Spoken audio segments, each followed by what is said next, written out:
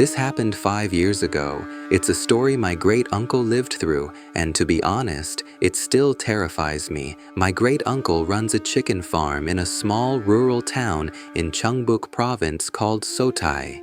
He'd been running it for quite some time, living right there on the property in a small container home. He lost his wife a long time ago, and I think that's why he always talked about being lonely.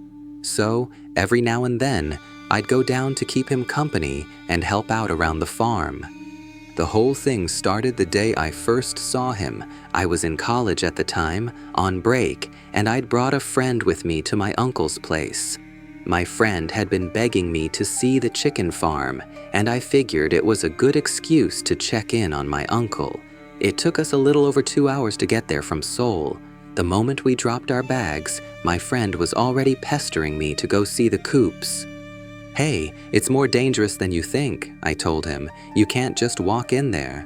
The farm was, for all intents and purposes, a biohazard zone. The risk of viral infection was serious, especially with bird flu scares. My uncle was adamant, no one gets in without a full suit and a mask. So, there we were, walking through the facility with my uncle, when I saw a man I'd never seen before, working inside. He was skillfully sorting eggs as they rolled down a conveyor belt, separating them by weight. He was so focused, so efficient. He glanced at my friend and me for a moment, his face unreadable, then went right back to his task. Later that night, at dinner, we were properly introduced. My uncle explained he'd hired some help. The man wasn't Korean. He was a foreign worker from Sri Lanka. He spoke Korean surprisingly well, and as we talked, I learned how he ended up there. About a month earlier, my uncle had heard voices near the farm. Thinking it was a customer looking to buy eggs, he went outside. There was a man standing there, his clothes caked in dirt as if he'd been sleeping on the streets. He wasn't Korean. He begged my uncle for help just once. My uncle, seeing how desperate he looked, felt sorry for him. He offered him a room in one of the containers. The man asked if he could work, so my uncle had him clean the farm, and he worked incredibly hard. The truth is, the farm was small, only about 500 chickens. It was small enough for my uncle to run by himself. He didn't need an employee, but he was lonely, and the man looked so pitiful, so he decided to let him stay and work. Hearing this, I felt a sense of relief. If my uncle ever got sick or had an emergency, at least someone would be there with him. I even told the man, "Please take good care of my uncle." Then, my friend and I stayed the night and headed back to Seoul the next day. A week went by, and then everything fell apart. I got a call from my father in the dead of night. My great-uncle was in the hospital. My dad and I rushed down there early the next morning. When we got to his place, the Sri Lankan man was gone. We assumed he was at the hospital with my uncle, so we just packed some clean clothes and went straight there. At the hospital, we finally heard the real story, the story of what happened that night. Before the incident, my uncle and the worker were finishing up for the day. My uncle asked him to do the final checks while he went to prepare dinner. About 10 minutes later, the man came back to the container and they ate together.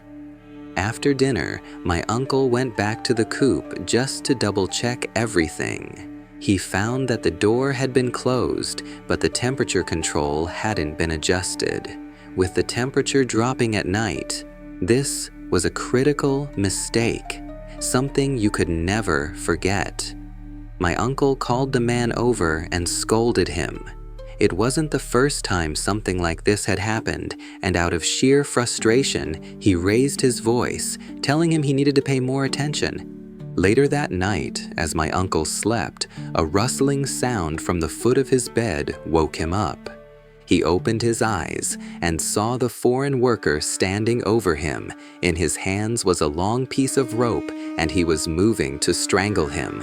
A violent struggle broke out in the tiny container. In the end, the man fled into the night. My uncle called the police. He was left with severe bruises and muscle pain.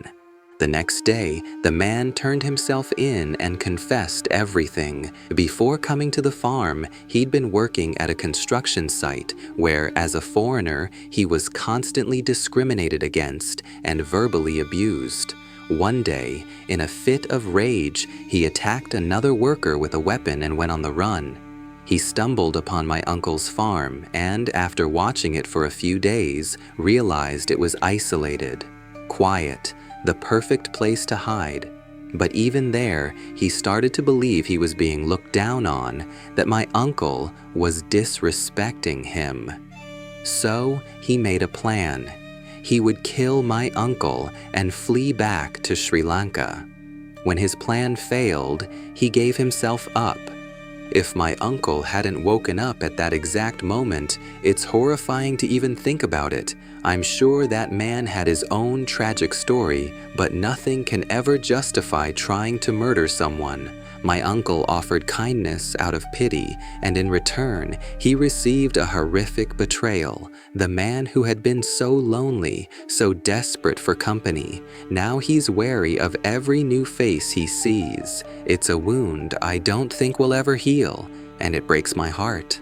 While I didn't experience it myself, hearing the story made me think a lot. It was a brutal lesson that the most frightening monsters are sometimes just people,